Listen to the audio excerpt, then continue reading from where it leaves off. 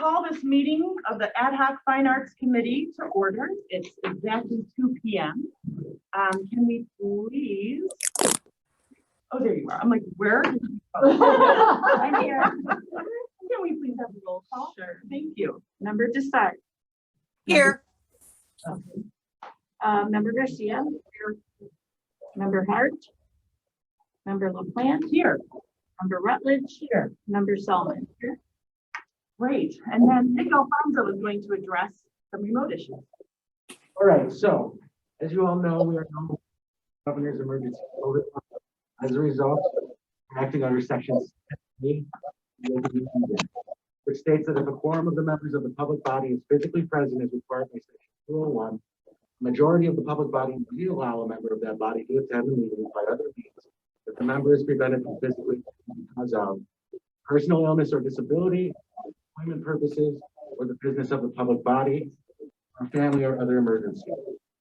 Bearing this in mind, we'd ask the members that are attending remotely to please state which of these 3 reasons they have for attending remotely, followed by a motion to allow attendance. Okay, so I'm going to entertain a motion to take a vote. Do they have to state it? Oh, you have to say it first. Okay. Member Desart? Aye. No, can you please, referring to what Nick Alfonso just said, can you please answer? Oh, you know what? I didn't really hear what Nick had to say. So, But based on what I know regarding the governor's order, I can attend as informational, but I can't vote on the items but we're voting on. Is that correct, Nick? no, that's incorrect. So if you can Oh. state a reason such as personal illness or disability, employment purposes, or the business of the public body, or a family or other emergency for non-attendance in person, you are. No, there's no, I don't fall under any of those categories. My daughter and I are sharing a car right now and she needed the car to go to work. So that would be employment. Okay, her employment, sure. Okay. You can entertain a motion. Okay, I entertain a motion to let member Desart participate via Zoom. So moved. Second. May we have a roll call, please? Member Desart. Aye. Yeah, Oh, that's she right. can vote. Okay. Member Garcia. Aye. Member Hart. Member LaPlante. Aye. Member Rutledge. Aye. Member Solomon. Okay, great. Now you can Now vote. she can Now- vote. Yeah, Okay, now you can vote. Okay. Awesome, thank you. I didn't know that was an option. Thank you. Okay, so moving forward, I'm entertaining a motion to approve the minutes from our Ad Hoc Fine Arts Committee, the regular meeting that was held on Tuesday, July 20th, 2021. So moved. Second. Thank you. And that we can just, all in favor, right? I don't need to do, okay, all in favor? Aye. Okay, anyone against? No? Okay, that motion passes. Do we have any public comments today? We do not. Okay, wonderful. All right, moving on to Chairwoman's remarks. We have a lot to discuss today about all of the wonderful things that are happening. We've been working really hard, building excitement. Things are really coalescing and coming together, which you're going to hear. I also just wanted to talk about, what's happening with the Delta variant and the ever-changing COVID rules. As you can see, obviously, we're all masked up again. So I did talk to Director Karen Ayala last week, and I asked her if she thought, if she could sort of estimate looking ahead to the end of September in terms of the time we're facing. And her response was to, we're watching it every week, obviously, but do be aware that by that time, there may be another mask mandate in place where people would have to be masked even outdoors for larger gatherings. So of course, we're in compliance with that.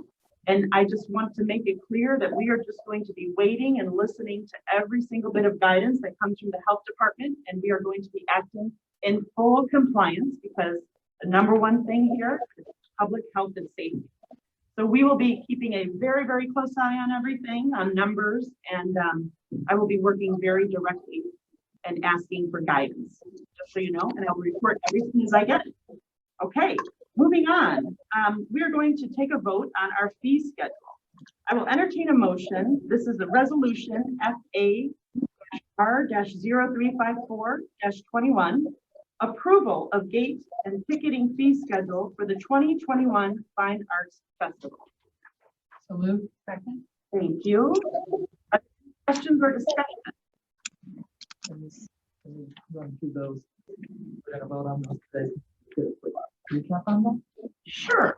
Everyone should have this in their packet. And so did everyone see what the fee schedule is for an adult, child, and pardon me, family? We've got $20, you know, for example, for adult day of, sorry, in advance, and then day of is 25. You all see this, right? Kids, yep, it's all in there. Does anyone have any questions? Remember to start. Thank you. I don't actually have a question, Madam Chairwoman, but I have a comment. Just a suggestion. As you know, I'm a big part of the Neighbor Pride Fest together under the Big Top Festival that's happening earlier in the month. And one of the things that we did, I don't know if these tickets will be sold online or actual physical tickets, but one of the things that we incorporated into our tickets, whether it was online or physically printed, were something along the lines of holding harmless. By purchasing this ticket, you hold Neighbor Pride harmless from any COVID. I don't know, I'm not a lawyer, so I can't remember exactly what the wording was, but by purchasing the ticket, you were holding Neighbor Pride harmless for any COVID-related illness you might get at the festival. But again, the lawyers would have to write that language out, but that is a suggestion of mine to have on the tickets or on the website if they're being purchased online. Yeah, that's already been addressed and taken care of. Tim, if you would like to speak about that, but for all of his events, he's having signage. There's going to be, you know, it's on the website. There are hand sanitizer stations that are out on the fairgrounds for some events that have already been happening. So yes, thank you, but we are already completely in compliance with that. Thank you. Anyone else? No, okay. So can we take a roll call, please? We can do a voice. Oh, sorry, voice. All in favor? Aye. Aye. Any against? Wonderful. That motion passes. Okay, so this brings us to our updates and discussion. Jim, I'm going to be asking you to step in here when you can. But Okay. Let's give quickly. Let's talk about some new upcoming. We need to get a consensus on some new apps that we are in the process of booking. So I'm just going to sort of give a list, and then we'll take a consensus. We're having the Community School of the Arts from Wheaton College, which is a group of string players that will be performing. And we're incorporating their CODA program, which is very, very beginning string students who are subsidized through scholarships for kids who wouldn't be able to afford music lessons.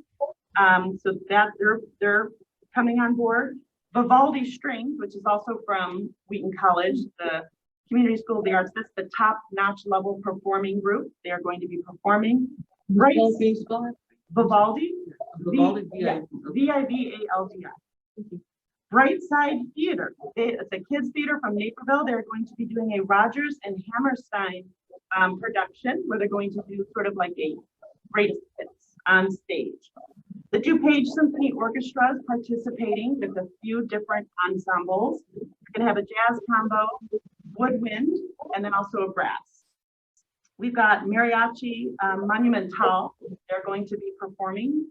It's a mariachi band that's going to be walking around. Jim is very experienced with them. They're a really big hit and past events have held at the fairgrounds. We've got, we're talking with the plein air artists. Those are the artists that set up an easel and paint outside, so you can watch them creating art live. We're talking with George Berlin. He came and he's putting together a proposal for using a light show at different areas staging around the fairgrounds. So Jim and I met with him over on the fairgrounds. He's got some really cool ideas. Anima singers, they are going to be doing a workshop for kids about like an open rehearsal for singing. The MAC is providing a beautiful, printing out a giant mural that's going to go on the side of the barn. We've got that coming up, and they're also providing the art and paint, the paint, so kids can paint and that mural during the entire event. We're going to have amateur hour on the beer stage on Saturday, which we're going to be putting out sort of a call for local groups that want to participate. And let's see, Live in the Drive Sextet, which is chamber ensemble with the violin, harp, vibes, cello, oboe, and bassoon. So we've got a lot of groups that we're also bringing in. So can I have consensus that we can go ahead and start booking these groups? Well, please. That sounds so exciting. I'm so Yes. excited. I know. about this. I know. Let's hear this music right now. Okay. I'm thinking, what are we gonna go see? There's something to see. I know. That's gonna be the challenge. Sure. Okay, so we have consensus, all in favor? Aye. Aye, great, wonderful. Okay, thank you for that. Now let's talk about some of the sponsorships. So the sponsorships have been going really well. We've been meeting, Member Chavez is unable to be here right now, but as Chair of Economic Development, she and I have been working closely at talking and basically pitching to different corporations and individuals about sponsorship. So we're happy to report that DuPage Foundation is sponsoring, Mesro Financial is sponsoring. So we're already off on the right foot.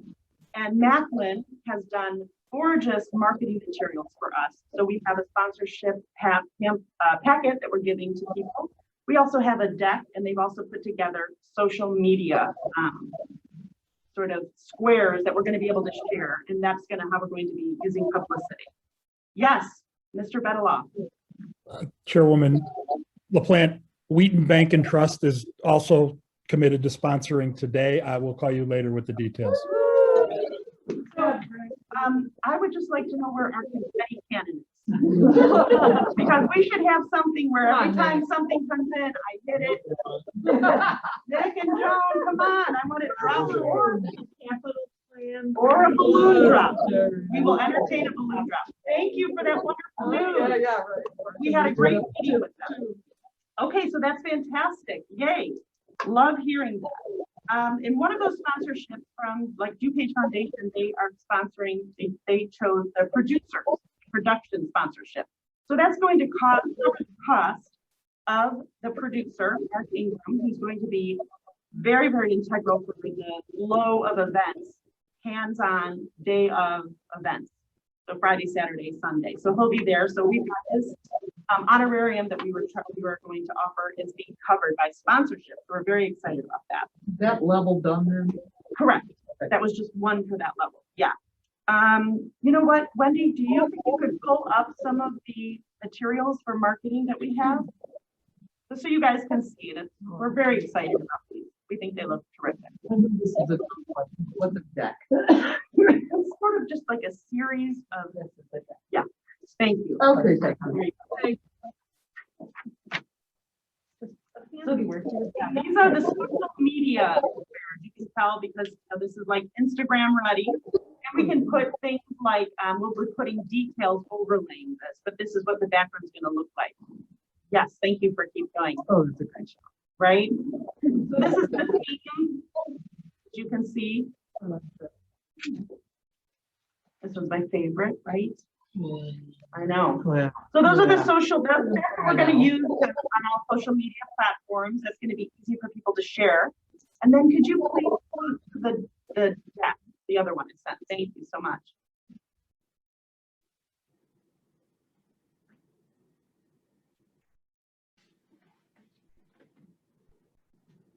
This shows you, yeah, there you go. Next, there we go.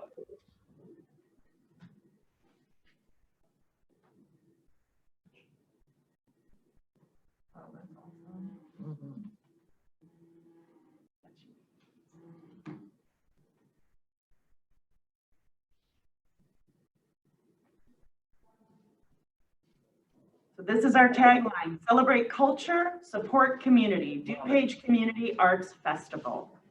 And yes, and we're thrilled. This is a description. The DuPage Community Arts Festival is where community celebrates culture and culture supports community. And I just love that tagline. Come celebrate what inspires us, moves us, connects us, grows us, and heals us. And that's the theme that we're going to be putting. There's the beautiful logo that they came up with. I know, we all love that. They did a fantastic job. And those are the colors. This is how the whole thing is going to look. So we're going to have a real unified approach in our marketing materials and publicity. Will this be available to use on our, percent? So that's a question. So as soon as I hand it over to him, he can answer that. Okay, is that everything, Wendy? Can't remember. Oh yeah, these are the banners that we're gonna hope we get the infrastructure in place for next year, right, Nick? So the poles that we have right now currently on the county fair, on the county grounds wouldn't be able to support that weight.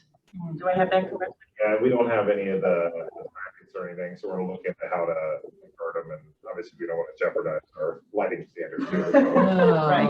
we're just gonna look at it. It'll be quick to. But how Yeah, beautiful are those? We can't wait till we can do those. Okay, wonderful. Thank you so much. I appreciate that. So now everyone can see what it looks like. Jim, can you talk to how we get to when you're incorporating that into the website and when we can start sharing all of this? It has already been handed off to our website team. They are creating a page on our site specific to the Community Art Festival.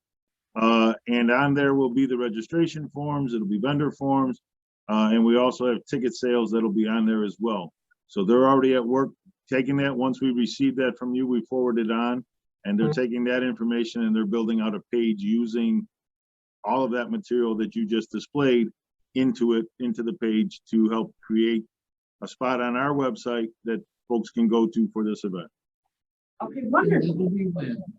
You can ask Jim. Thank you. Jim, can you give us a little better indication of when they'll happen? I'd like to say by the end of this week, I'm hoping that that's going to be the case. Okay, good. Thank you. Okay, wonderful. So that's what we're going to be using. Let's see, do we have any questions further about any of that marketing materials? We'll obviously be able to say, all right, guys, it's ready, put it up there, start sharing, start promoting. So you'll be hearing it loud and proud when it's all ready to go. So we're hoping in the next couple of days, Jim will give us a heads up. Okay, moving on to food updates. Paula, would you like to speak for this? Sure. Okay. Sure. Quick question of Jim before I do, well, let me just start. As of yesterday, I have two for sure. Humita on Wheels, which is Latin street food, and Flying Hawaiian, which is Hawaiian food. I believe I might have Chicago Lunchbox, which is Asian food. And we're in talks with the one that you gave me today, so I've already talked to two. So I think that might be one we're going to get also, but I'll wait till that's up for sure. I also have meetings set up with one Chamber of Commerce. If any of you have any kind of people you know in your Chamber of Commerce in your town or in your district, I would suggest you highly talk to them, because the one I'm talking to in my district is very excited about this. It's the way to promote their businesses, but they're also trying to promote. So I'm in the process of doing that. What I am in need of, Jim, is because the two people who are for sure said yes, and we're going to get more, I know, because this is just starting to roll in, is the liability form or something for the form. So if they're on the property or something, so I assume that there's some kind of property, it's something I have to send them, so they have to fill that out. They're not paying a fee, but I have to get something from them that says about liability or something like that, I would assume. I missed what you just said. They're not paying a fee, Well, or are we charging a fee? they're not charging them any fee, they're just gonna make the money that they are selling the food, so it's not really a vendor per se. Okay, that's, I thought we were charging our food vendors. Yeah. So I'm a little off on that one, because that is a revenue stream that we did have in the budget. And just to give you an idea, at the festival we had on the 23rd, 4th, and 5th, 3-day festival, those food vendors paid $2,200 to be there per food vendor. Traditionally, we would charge anywhere from, for a 5-day fair, you charge anywhere from $1,250 to $3,200, depending upon the footprint of the food vendor. So that helps in our revenue stream. That is part of our revenue stream. So I thought we were charging, so I'm a little taken by that. Because we do need a revenue stream. Part of what has been told to us in this is that they want the, you know, they're giving us $100,000, but what I heard loud and clear was they also wanted the $100,000 back at the end of the event, and hopefully some proceeds that we put towards a good cause. But in order to do that, we do need revenue streams, and food vendors do very well at these, and most of the time they would be willing to pay for their space and their booth. So if there's a different direction than what we had in the budget, I guess I want to know that. No, I think, Jim, it was just something that, you know, Member Garcia just missed that piece, but can you please, I don't have it in front of me, can you please tell us what you had written down for charging the food trucks? We did it very minimal. I think we had down, and I got to look for the budget. Hold on one second. About that. It was minimal. I think we were only doing $100 a day. So, I mean, we were even lower than what we traditionally had done, Yeah, just to get people to start off for the first year. But traditionally, that is a very strong revenue source for these types of events. yeah, because you are bringing them business. Right. It's Yeah, I basically, understand that. you It know, just fish in a wasn't barrel. explained to me. Uh, Here's the budget. So, okay. Yeah, I have the budget right here. It's $200 per food vendor. Yeah, it's like, $100 which was minimal to start off for the first event, to enhance them. And I think we have three then food we vendors need, who are we need interested. the vendor form that I guess I would assume at that point. Yeah, we just got the logos and that, so we're putting that together so that it all matches into our marketing material and everything is blended. Insurance is 1 million, 2 million, and it is required that we get a certificate of insurance, and they will have to have a health insurance license to sell food on the grounds. They can get a temporary food permit, but those are all requirements that will be necessary to participate in the event. And I can, if you direct folks to me, I can get them at least the information on the insurance they need. And then once we have the forms with the new artwork and logo on it, we will send that over to them, email it to them directly, and they can get it filled out and get it back to us. Okay, Jim, so I'll just direct them to you then. That'd be great. That'll work. And then I can give them all the proper information on the insurance. We do require everybody to have a certificate of insurance, which names not only the Fair Association, but also the county and all of its officers and everybody as part of the additionally insured. So that's an important factor that we want to have in there. And then the health department requirements, I can work that out with the food vendors, let them know what their electrical hookups, what we offer them on the grounds as far as electrical hookups, water, so that they can comply with the health department. Okay, thank you, Jim. Okay, wonderful. Thanks, Jim. Thank you, Member Garcia, for getting those and for also making us all hungry. You know that. Yes, I want them. Maybe we need a food tasting. That's our next committee field trip. Food truck tasting. Okay, did you have a question, Member Solomon? Okay, wonderful. Okay. And then Jim, do you want to, okay, so that's, Jim, anything, we would love to hear from you about some, like the upcoming proposed contractual agreements that you have. So ones that you've already signed and ones that are on the docket to be signed. If you would like to speak to that, that would be terrific. Ides of March is our number one that we have out there.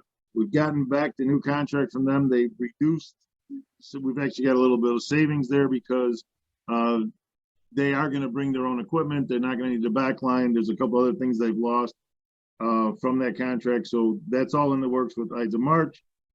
Muriel Davis is the other one. We're working with Son Monarcos and Mariachi Monumental. We thought we had one on Saturday and one on Sunday.